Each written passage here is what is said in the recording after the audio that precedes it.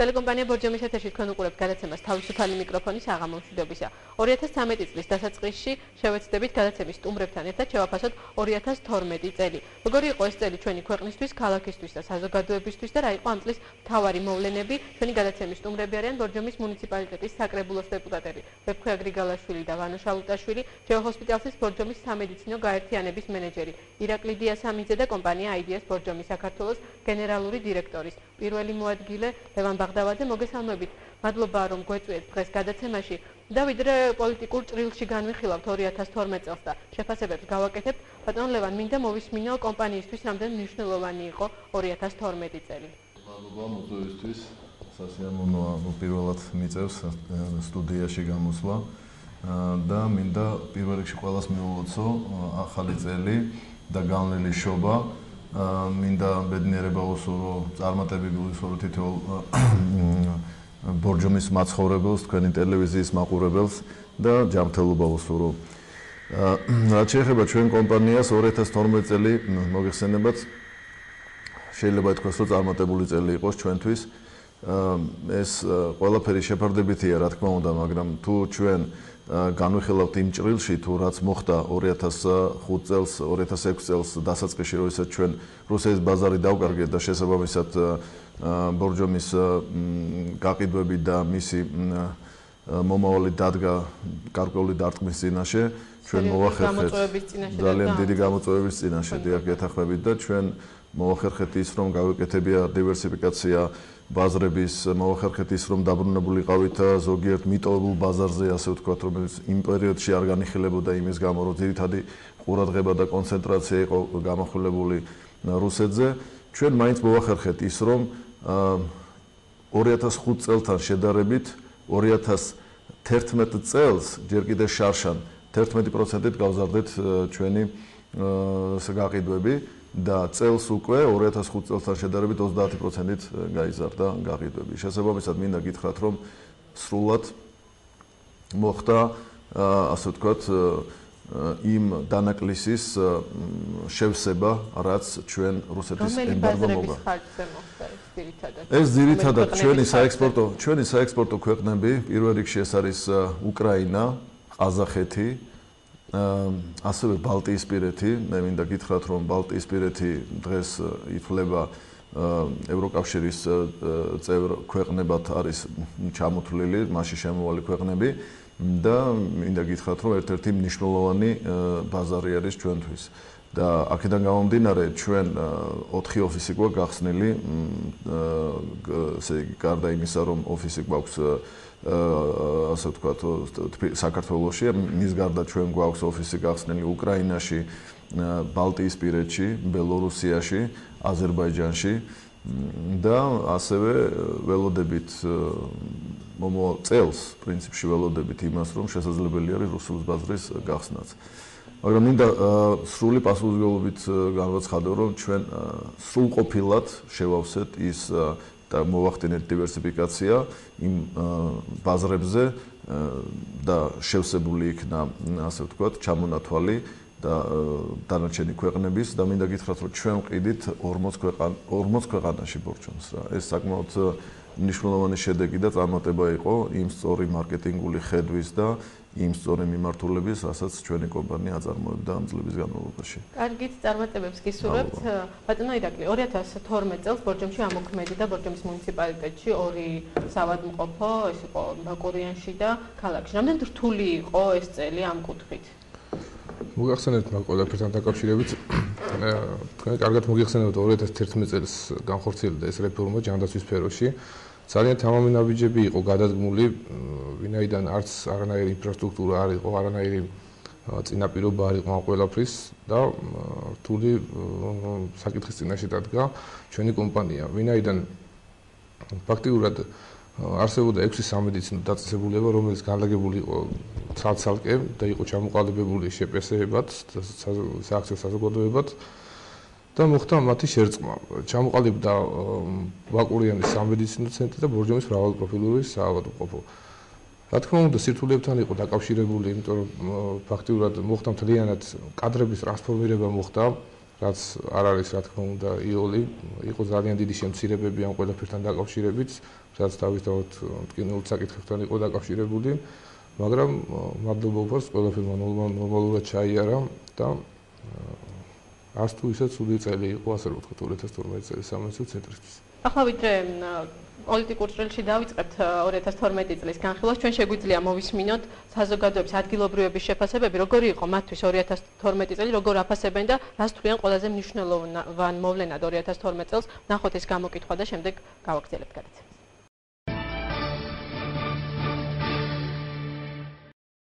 მნიშვნელოვანი არჩევნები ჩატარდა, ეგ იყო ისეთი არაფერი ყოფილა, მოხდა გასულწეს. არაფერი. ძალიან ბევრი მნიშვნელოვანი ცვლილებები მოხდა, არჩევნები ჩატარდა. იმედებით გასწავლულები ვართ, ნახოთ რა იქნება. მაინც მაყოფილი ვარ, დასული წელი? რა ვიცი, ალბათ იყო მნიშვნელოვანი ყველაფრით, რა ვიცი. მაგითხრათ. არჩევნები ეს უბრალოდ შემთხვევა არ იყო. მოსაბჭოთა სივრცეში ესეთი დემოკრატიული არჩევნები არ მოხდარა. ცვლილება რომ მოხდა, ახალი მთავრობა რომ მოვიდა. აი მით სხვა მნიშვნელოვანი მრავალი გაგებით. ზოგი პირადული, ზოგი სახელმწიფოებრივი და უფრო მეტად სახელმწიფოებრივი არ გადაგით რომ მოხდა ის რაც მოხდა ოქტომბრის თვეში. ძირითადი ალბათ ეგ იყო. რა გითხრათ აბა? შეთვის პირადი არაფერი გასხვავებული არ. არჩევნები ჩატარდა საუცხოოდ. კიდე ერთი იყო. ერთი წელი მოგვემატა გავიზარდეთ. კიდე არ ვიცი. რა ვიცი, განსაკუთრებული მგონი არაფერი არ მოხდა რა თუ არ ჩავთვლით ახლა ეს არჩევნებმა რო ჩაიარა, თორე განსაკუთრებული და მაინც გამორჩეული არაფერი არ ყოფილა.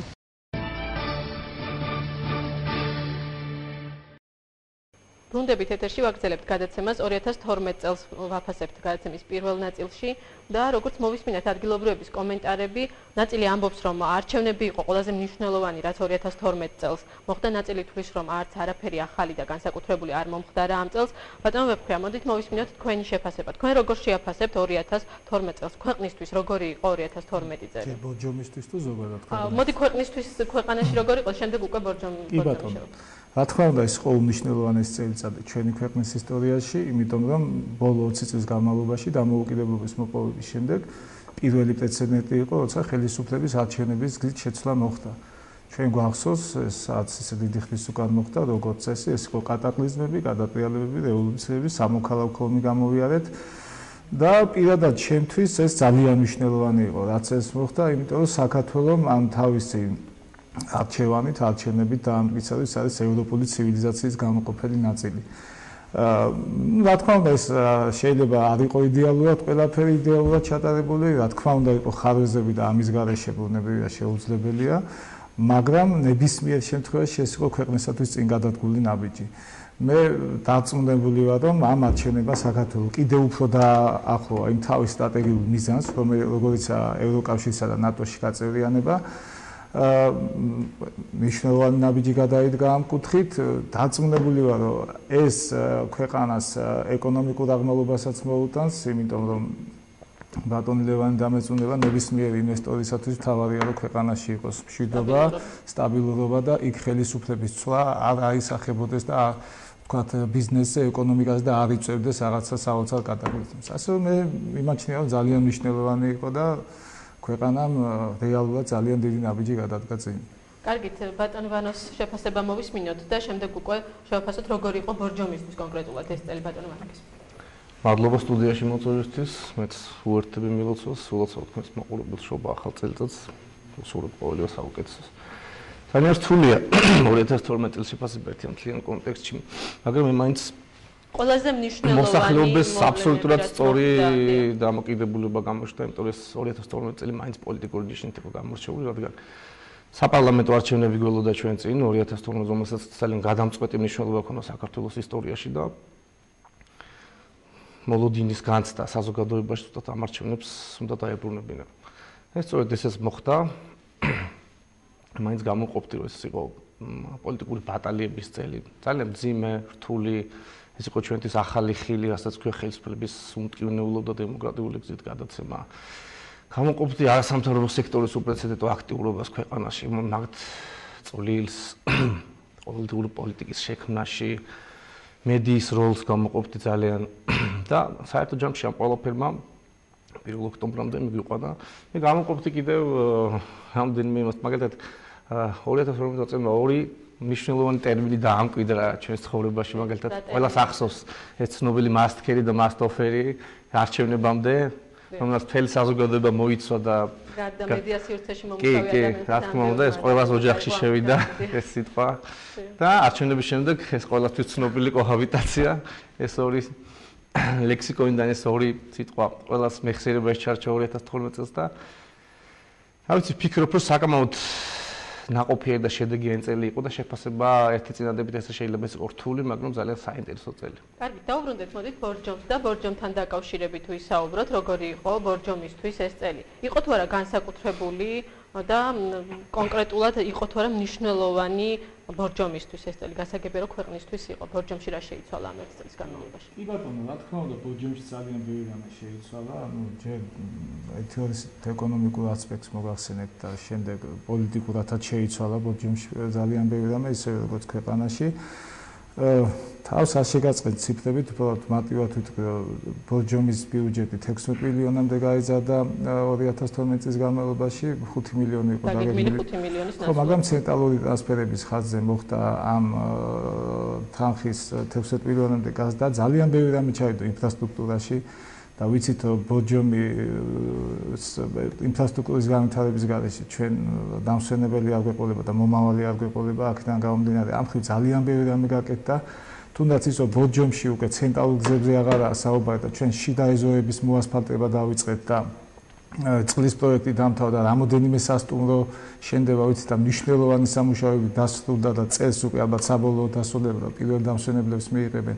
ესეც 2012 წლის გარკვეულწილად დიდი დამსახურება მნიშვნელოვანი იყო, თუნდაც ის რომ 2012 წლის წელს არა მარტო ინფრასტრუქტურაში დაიხარჯა დიდი ფული, არამედ დიდი ფული დაიხარჯა სოციალურ პაკეტშიც.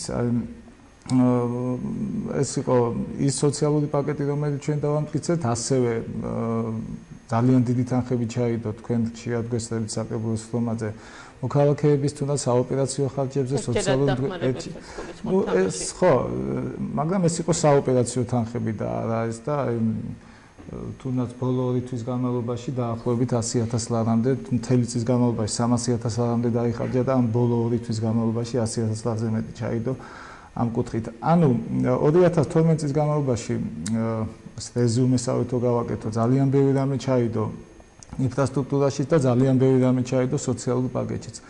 პოლიტიკურადაც ვიცით, რომ ბორჯომში შეიცვალა სიტუაცია, იმიტომ რომ ბორჯომში არჩევნებში გამარჯვება მოიპოვა ქართულმა ოცნებამ და მისმა კანდიდატმა ბატონმა გედევან ფოფხაძემ. და ბორჯომი ჩემთვის მაგალითად ჩემ დაწუნებული ვიყავი, ასეც მოხდებოდა, მაგრამ აი მნიშვნელოვანი იყო და რაც დაწუნებული ვარ ძალიან ბევრი ადამიანს მოსწონს და მიმაჩნია რომ ყველგან ასე უნდა იყოს, რომ თუნდაც ადგილობრივ დონეზე ხელისუფლების ცვლილება მოხდა ძალიან მშვიდობიანად და ძალიან პრინციპში ბორჯომში არჩევნები ყოველთვის მშვიდობიანად ტარდება ხოლმე და ამ არჩევნებმაც ტარდება ერთის და აი ეკა რას გულისხმობ, იცი ახლა თუნდაც ტელევიზორში ვუყურებთ რა ხდება სხვა მუნიციპალიტეტებში, ხო? თქვენ ადგილობრივ თვითმმართველობაში არსებულ მდგომარეობას გულისხმობ, ნუ მე არ მგონია რომ ვინმეს მოსწონდეს, ხო, ეგ ამ პიკეტირებები, შევარდნები, შიმშილობები, რაღაც აი ბორჯომა ეს ყველაფერი აიცილა თავიდან და აიცილა იმიტომ რომ ამ შემთხვევაში როგორ მოახერხა ამის ათილება მე ამაზე ვიფიქრე და მიუხედავად იმისა რომ თუნდაც საკრებულოში სხვადასხვა პოლიტიკური შეხედულებების ადამიანები იყვნენ დღესაც არიან ეს არ გადასულა რაღაც პიროვნულ დაპირისპირებაზე, არ გადასულა მტრობაზე, არ გადასულა შუღზე და ძალიან ადვილად მოხერხდა არჩევნების მერე დაждდომა და მოლაპარაკება თუნდაც ძალიან მტკივნეულ თემებზე და მეცაც გეტყვით, უბრალოდ 10 სეკანდებოდა ბორჯომს ის რაც სხვაგან ხდება. ნუ არ შევშვენის ახლა ეს ჩვენ ბორჯომლებს შეიძლება ძალიანაც ზედმეტად ვამაყობ ჩვენი ქალაქით, მაგრამ მიმაჩნია რომ ესეა და ამიტომ ამ ხრივაც ცვლილებები ბოჯომს ძალიან დემოკრატიულად და ძალიან მშვიდად ჩატარდა და მიმაჩნია ამით ისევ ჩვენი ქალაქი მოიგებს, ჩვენი ქალაქის მომავალი მოიგებს და პოლიტიკურათაც ბოჯომიც გაიზარდა შეიძლება ითქვას მთელ საქართველოსთან ერთად. კარგით. ბატონმა ვეფხვია ახსენა სასტუმროები, ინფრასტრუქტურა. რამდენად მნიშვნელოვანია ეს ბორჯომისთვის გასულ წელს მიმდინარე დაწყებული სამუშაოები, რომლებიც ალბათ დასრულდება 2013 წელს. მე არ მივეკუთვნები იმ ადამიანების რიცხვს, ვინც წინა ხელისუფლების გაკეთებულს ვერაფერს არჩინებდა და ვერ ხედავდა. თვალსაჩინოა ბორჯომში ნებისმიერი ინფრასტრუქტურული პროექტი, ეს გზების მოასფალტება იქნება, თქვათ, წყალკანალის განხორციელებული გრანდიოზული პროექტი. თუ სასტუმროების თვალსაჩინოა ეს ძალიან მშენებლობა, რა თქმა უნდა, ეს ყველაფერი მნიშვნელოვანია. ყველას გვაქვს იმედი, რომ ეს ტენდენცია ბორჯომში საომრობლად გაგრძელდება. იმედი აქვს ყველას, რომ ეს სასტუმროები ასობით ადამიანს და ასაკებს და ჩვენს თანამოქალაქეებისთვის იქნება პირველ რიგში ჩვენი ახალგაზრდობისთვის და არა მარტო ახალგაზრდობისთვის და უნებრივია მისასალმებელია ყველაფერი თითოეული წამოწყება მცირეოდენიც კი რომელიც ჩვენი მოსახლეობის და ჩვენს თანამოქალაქეების ინტერესებს გაითვალისწინებს. რა იყო ყველაზე მნიშვნელოვანი გადაწყვეტილება რომელიც მიიღო საკრებულომ 2012 წელს? ყველაზე თუნდაც რამდენიმე გადაწყვეტილება რომელიც იყო ყველაზე მნიშვნელოვანი თუ არის ესეთი გადაწყვეტილების გამოყოფა ნამდვილად გამიჭირდება იმიტომ რომ გადაწყვეტილებები ძალიან ბევრი იყო და ძალიან მნიშვნელოვანი იყო მე უბრალოდ ვიტყოდი რომ ზოგადად 2012 წლის საკრებულოს მუშაობა იყო დადებითი და წარმატებული და მთლიანად საკრებულოს მუშაობა შევაფასებდი დადებითად 2012 წელს კარგით. 2013 წლის მიზნები, გეგმები და გამოწვევები. რეკლამის შემდეგ ჩვენ ამ თემებზე ვისაუბრებთ. ხანმოკლე რეკლამის შემდეგ დავბრუნდებით ეთერში.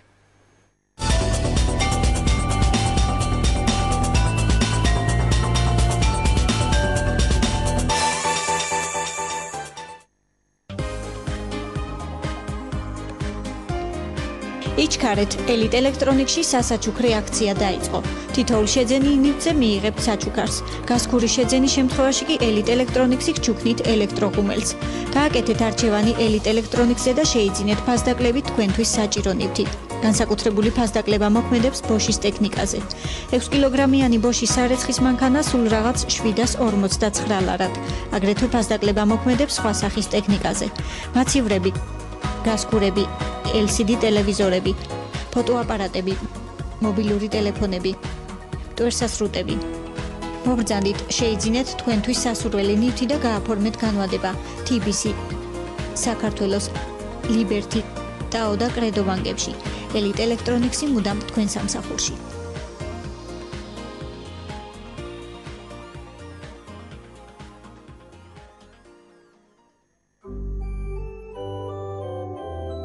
იფიქრეთ დროზე. ჩვენი ცხოვრების ისტორია ყოველწამს იწერება. დრო არ ჩერდება. დამთავარია მიხვდე, რომ ისჩენს მოქმედებებს ველის.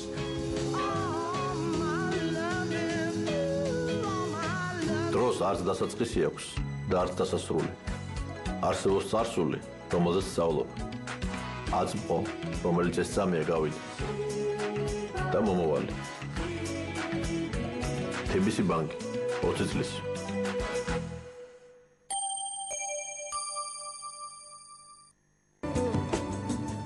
მაღაზია მათეტექნიქსი კлауგელით ერთგუნ ყიდველებს და ზამთრის სეზონთან დაკავშირებით გთავაზობთ დენისა და გაზის გამათბობლების ფართო არჩევანს.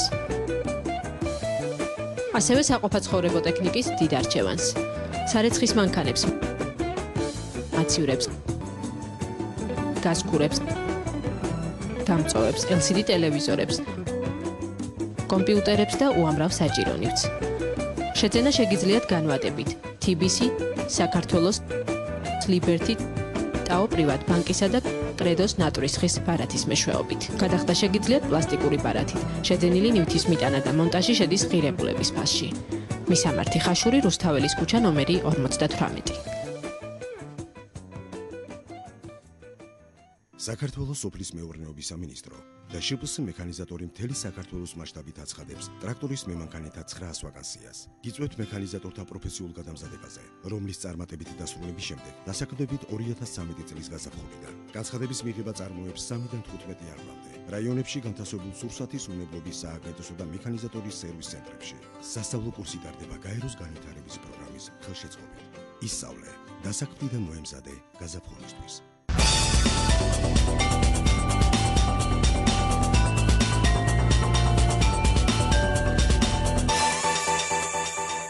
ბრუნდებით ეთერში ვაგრძელებთ გადაცემას. გადაცემის პირველ ნაწილში 2012 გადაცემის სტუმრებთან ერთად 2012 წელი შევაფასეთ და მეორე ნაწილში 2013 წლის გამოწვევებზე, გეგმებზე და მიზნებზე ვისაუბრებთ. თუმცა ვიდრე საუბარს დავიწყებთ, ჩვენ საშუალება გვაქვს ასევე მოვისმინოთ ადგილობრივების კომენტარები, რასელიან ისინი 2013 წლისგან.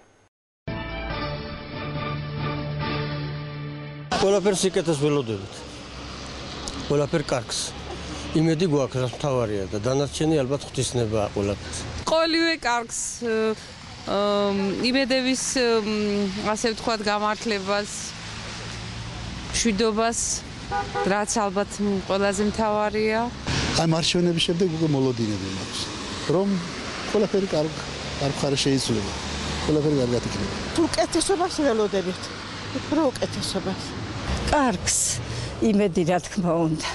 ყველაფერს კარგს ველოდებით. ვისურვებდი, რომ სამსახური ქონოდეთ, რაც მთავარია, ყველას აღარ ყოფილიყოს გაჭირვებული ხალხი, როგორც 2012 წელს. უკეთესობისკენ შეიცვალოს მომავალი.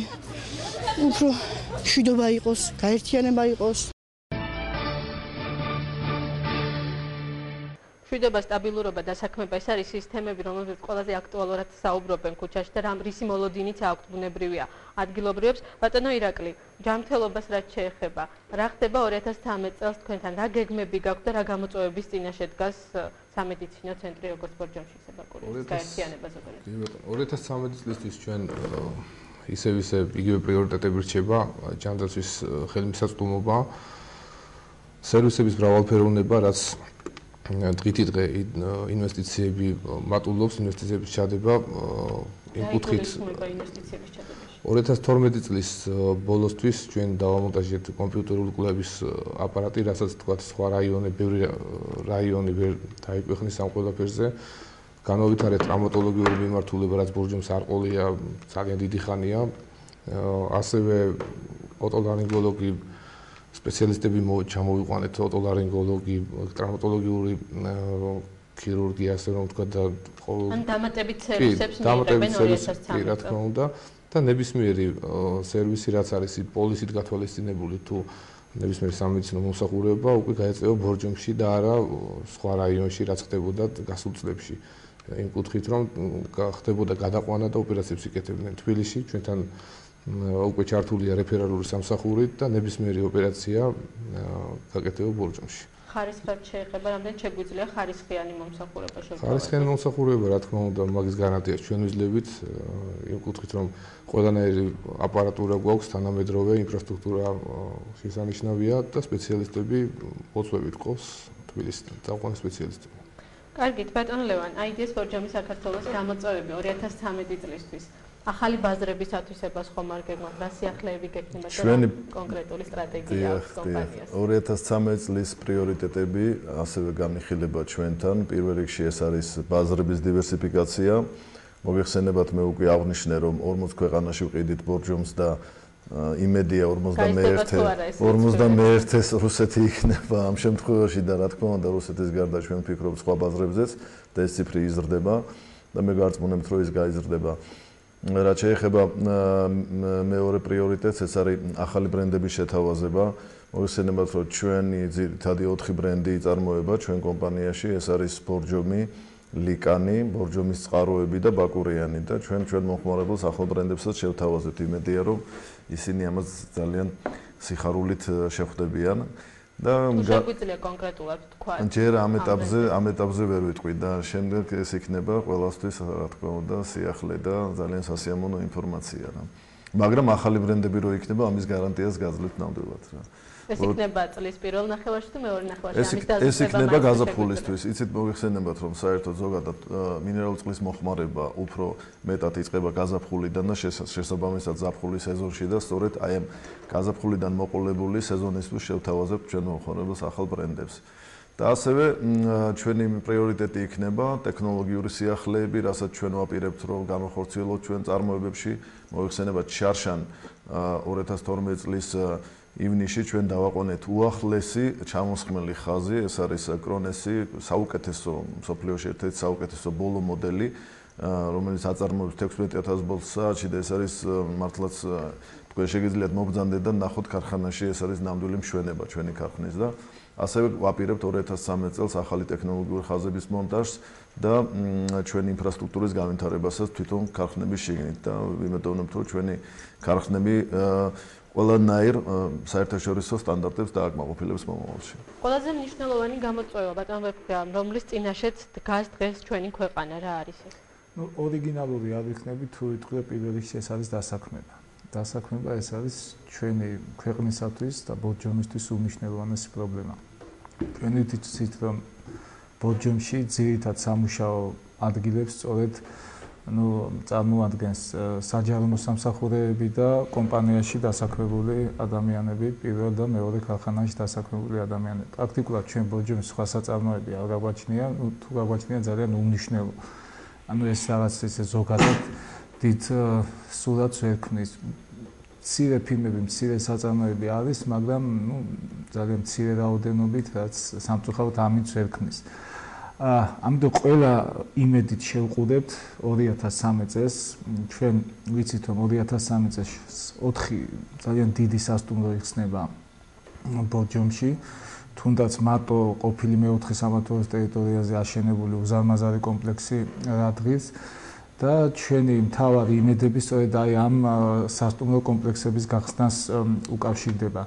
რამდენი შეძლებს ახლად აშენებული სასტუმროები დაასაქმოს მთელი წლის განმავლობაში ადგილობრივები თუ ეს იქნება მაინც სეზონური და იცით ეკა მე ვფიქრობ ესეთ რაღაცას. როცა ბიზნესმენი მოდის და რამოდენიმე მილიონ ლარს თუ დოლარს დებს ბორჯომში, იმას ბიზნეს გეგმა აქვს წინასწარ გაწერილი. ის ვერ დაელოდება იმას, რომ ზაფხულში დამეთანხმებით, მეგონი 1-2 თვე ჩამოვა ვიღაცა და იქნებ შემომიღოს კარები, არ შემომიღოს. რა თქმა უნდა, ესენი იმუშავებენ, ძალიან აქტიურად იმუშავებენ ტურისტების ჩამოსაყვანად, როგორც საქართველოში, ისე უცხოეთში. იმიტომ წინააღმდეგ შემთხვევაში ეს ბიზნესი ვერ გაუმართლებს და რა თქმა უნდა, ის ადამიანებმა, რომლებმაც მილიონობით, ათეულობით მილიონი დოლარი ჩადო ბორჯომში, ბუნებრივია ეს ადამიანები ფიქრობენ და გათვლილი აქვს და დარწმუნებულია წინასწარ მუშაობენ უკვე იმ ქვეყნებზე, საიდანაც შეიძლება ტურისტების ჩამოყვანა და სასტუმროების დასაქმება. ჩვენთან ხო პრაქტიკულად ერთი თვენახევარია სეზონი. თვენახევრის განმავლობაში თუ იმუშავებენ ეს სასტუმროები, ბუნებრივია თქვენ გეთანხმებით, ეხლა თქვენ კითხვაში ეს პათოსი იყო, რომ ეს არაფერს არ მოგცემს პრაქტიკულად. ამიტომ მე დიდი იმედი მაქვს, რომ რადგან ასეთი დიდი ინვესტიცია ჩაიდო, გათვლაც მეტი ექნებათ და აი გარკვეული პროექტები ექნებათ ხალხის მოსაძიზად და ჩამოსაყვანად. რამოდენიმე თვით რო გაიზარდოს ბორჯომში ტურისტული სეზონი, დამეწუნებით, რომ ბორჯომი ძალიან მალე დაიბრუნებს იმ ფუნქციას. და ეს ავტომატურად აისახება ჩვენი მოქალაქეების ცხოვრების დონის ამაღლებაზე, მწყიდველობის უნარიანობის ამაღლებაზე, ეს თავისთავად მცირე ბიზნესის განვითარებას შეუწყობს ხეს და იმიტომ სხვა პერსპექტივა ბორჯომს არ აქვს. ვერასოდეს ვერ გავხდებით ჩვენ ბორჯომი ან ქიმიური, ან მეტალურგიული ცენტრი, ან რაღაცა. ნუ იქნება იმის ილუზია, რომ ვიღაცა ჩამოვა სიტყვაზე და ბორჯომში ააგებს თქვათ ავტოწარმოებას განავითარებს. ერთადერთი ჩვენი პრიორიტეტი ეს არის ისევ და ისევ მინერალური წყლები და კურორტის განვითარება და კიდევ ეც დავამატებდი. ტურიზმის, რატო აქვს ბორჯომში ტურიზმის პერსპექტივა და რატო მაქვს იმედი, რომ ეს სასტუმროები დაიტვირთება. ბორჯომმა უნდა დაიბრუნოს ბალნეოლოგიური ფუნქცია. ეს ერთ-ერთი მნიშვნელოვანი მიმართულება უმნიშვნელოვანესი, ამიტომ პრაქტიკულად ყველა ამ დიდმა სასტუმრომ განავითარა სპა აი ამ კუთხით წავიდა. სამკურნალო პროფილაქტიკური კუთხით წავიდა, რაც ბუნებრივია პირველ რიგში სწორედ ბორჯომის წყლით მკურნალობას და გაჯანსაღებას გამოიწვევს.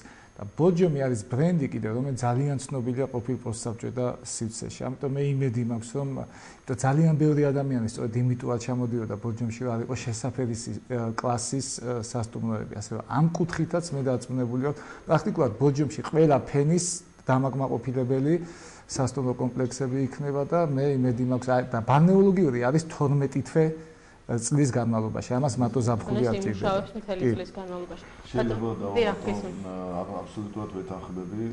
ესე იგი, რა თქმა უნდა, სასტუმროებმა რო იმუშაოს, პირველ რიგში უნდა იყოს სპა კუთხით განხილული საკითხი. თუ ის სასტუმროები არ იქნებიან აღჭურვილი შესაბამისი სპა ასე ვთქვათ ინფრასტრუქტურით რა შეუძლებელი იქნება რა თქმა უნდა 12 თვის განმავლობაში მომხმარებელი ყავდეს სასტუმროს და სწორედ ეს არის მათი ძირითადი ფუნქცია და მე დარწმუნებული კი არა ვიცი 100%-იანი ვიცი რომ თითოეულ ამ სასტუმროში სპა არის პირველ რიგში მასზე არის გამახვილებული ყურადღება და რა თქმა უნდა ამისთვის არის მნიშვნელოვანი ის მინერალური წყალი რაც მათ ჭირდება სწორედ სამკურნალოდ იმ მათ მომხმარებლებს ვინც ისინი ანუ სტუმრებს სასტუმროების და ერთ-ერთი ჩვენი ნაბიჯი სწორედ იყო ის რომ ჩვენ გასული წლის დასაწყისში გადავეცით უსასყიდლოდ მუნიციპალიტეტს 20 მ3 ესა მინერალური წყალი მოგეხსენებათ რომ ჩვენ ლიცენზია მოვიპოვეთ მთელ საბადოზე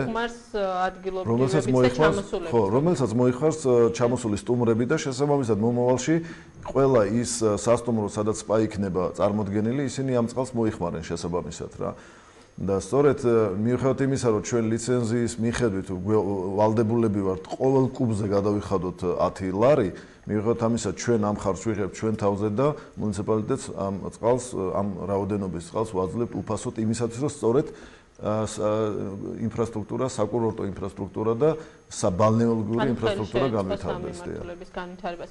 ბატონო ვანო, ინფრასტრუქტურის განვითარება ბუნებრივია, საჭიროა ბორჯომში, მით უმეტეს თუ კი ტურიზმის განვითარებაზე ვისაუბრებთ. რა არის ყველაზე მნიშვნელოვანი გარდა იმისა, რაზეც ვისაუბრეთ უკვე? რა უნდა გაკეთდეს კიდე ბორჯომში, რომ ტურისტი მოიზიდოს ბორჯომა 2013 წელს რა არის ყველაზე მნიშვნელოვანი? იმაჩნია რომ ისაუბრეს ჩვენ სტუმრებმა ეს ბუნებრივია ბორჯომის განვითარებისთვის ძალიან მნიშვნელოვანია და საჭირო და სასწრაფოდ გადასაწყვეტი. მე დავამატებდი ერთს რომ სერვისები აკლია ბორჯომში ბუნებრივია. სერვის თვალსაზრისით ძირითადად ჩვენი მთავარი ღირსება არის ჰაერი და წყალი. ჩვენი ჰაერი პირდაპირ არის დამოკიდებული ჩვენს ბუნებას და ჩვენ ტყით სარგებლობაზე. ჩვენი ტყეები დღეს არის ძალიან სავალალო მდგომარეობაში. მე მაქვს შეხება პირადად ბუნებასთან და ხშირად ყოფილვარ და კრიტიკას ვერ უძლებს ის რაც ბოლო წლების განმავლობაში ხდებოდა ბორჯომში. გაჩენაგებულია აგერ პლატოს ტყე, ფაქტობრივად ღითი დღე ხელიდან გვეცლება. საკირის, დაბაძველის და ასე შემდეგ დაბის და საერთოდ ბორჯომის ტყეები არის დღეს ძალიან სავალალო მდგომარეობაში და ამას ჭირდება სასწრაფო ძალიან დახმარება და ჩარევა. ეს რა თქმა უნდა ცენტრალური ხელისუფლების პრობლემატიკაა, რომ მთლიანად მოშლილია სატყეო მეურნეობები და სამსახურები და ფაქტობრივად კონტროლი აღარ აქვს. რა თქმა უნდა მუნიციპალიტეტის წვლილიც აქ უნდა იყოს განსაკუთრებული, ისე თანამონაწილეობა უნდა იყოს რა თქმა უნდა ამ სფეროში და მე დავამატებ მხოლოდ ამას რომ თუ გვინდა სოფლის მეურნეობაც თუ გვინდა ჩვენ ტურისტი მოვიზიდოთ ჩვენი ტურისტები უნდა უზრუნველყოთ ადგილობრივი ნედლეული და ადგილობრივი საკვები პროდუქტები. აი ეს კომპლექსური მიდგომა თუ საერთო ჯამში იქნება მაშინ ჩვენ ალბათ არ ვიქნებით უმატურები ტურისტების მიმართ და არც ისინი არ იქნებიან. ქვეყნისთვის თუ განვიხილოთ ამ პოლიტიკურ ჭრილში, ქვეყანა რა გამოწვევის წინაშე დგას, თუნდაც საგარეო პოლიტიკის თვალსაზრისით? გამოწვევები ძალიან გემრიელია, იმიტომ რომ ჩვენთან ხელისუფლება შეიცვალა, თუმცა გეოპოლიტიკური სიტუაცია დიდად არ შეცვლა, იმიტომ რომ საქართველოს ბუნებრივად სტრატეგიული მდგომარეობა, სადაც ყოველთვის უძველესი დროიდანვე დიდი სახელმწიფოების ინტერესები იკვეთებოდა, ეხლაც ასეა, ამას ვერ გავექცევით. მე დასაწყისშივე მოგახსენეთ და ახალმა ხელისუფლებამაც განაცხადა ის რაც პირადად ჩემთვის ძალიან მნიშვნელოვანია რომ საქართველოს კურსი არ იცვლება ევროკავშირისკენ და ნატოსკენ ეს არის სწრაფად ცივილიზებული სახელმწიფოებისკენ ცივილიზებული ოჯახისაკენ ასე რომ აქ საკმაოდ რთული ნაბიჯების გადადგმა მოუწევს ახალ ხელისუფლებას ვერ დავაშორებ ჩვენ ქვეყნის საგარეო პოლიტიკას და საშინაო პოლიტიკას, იმიტომ რომ საგარეო პოლიტიკაში იყო წარმატებული და საშინაო პოლიტიკა არ გივარგოდეს, არ არსებობს ეს ქვეყანა ვერ განვითარდება. ამიტომ ჩვენ ვიცით ახალი ხელისუფლების დანაპირებები, უკვე გაჟღერდა რამოდენიმე მნიშვნელოვანი სოციალური პაკეტები, რომელიც მომავალ წელს უნდა განხორციელდეს, საუბარია ახალ ინფრასტრუქტურულ პროექტებზე და მე ვიმედოვნები რომ მრავალი სოციალური პროექტი განხორციელდება, რომელიც მოქალაქეებს შვებას მიანიჭებს, თუნდაც სოფლის მეურნეობის განვითარების კუთხით და მრავალი ინფრასტრუქტურული პროექტები განვითარდება საქართველოში, რაც მოსახლეობის დასაქმებას უზრუნველყოფს. აი სოციალური პროექტები და პლუს ინფრასტრუქტურა ერთმანეთთან მიბმული დარწმუნებულია ძალიან მალე დიდ შედეგს მოუტანს ჩვენ ქვეყანას. ბატონო ლევან, ბიზნესისთვის როგორი იქნება თქვენი აზრით 2013 წელი რისკები ხო არ არსებობს? თვითონ ჩვენ დღევანდელი მთავრობის მიერ გაცხადებული ის განცხადება იმასთან დაკავშირებით, რომ ბიზნესი განთავისუფლებული იქნება ყოველგვარი წნეხისგან, ეს გარკვეულ დიდ წინაპირობას ქმნის იმისათვის, რომ გარედან ინვესტიციები გაიზარდოს და კიდევ უფრო მეტი, ასე ვთქვათ, უფრო მეტად განვითარდეს ის თემები, რასაც ინვესტიციების შემოდინება შეუწყობს ხელს. მე დარწმუნებული ვარ, რომ ბიზნესი მხოლოდ მოიგებს ამით და შესაბამისად ის გეგმები, რაც ჩვენმა მთავრობამ დასახა ბიზნესის განვითარების კუთხით, ამ მხრივ დიდ სიმაღლებს მიაღწევს. კარგი, ძალიან დიდი მადლობა სტუმრობისთვის, შეფასებებისთვის. კომპანია დაუკვირდა ახალ ბრენდებს, სამედიცინო ცენტრი ახალ სერვისებს. მოკლედ ველოდებით ამ ყველაფერს 2013 წელს. მე ზუსტად 1 კვირით გემშვიდობებით ნახვამდის.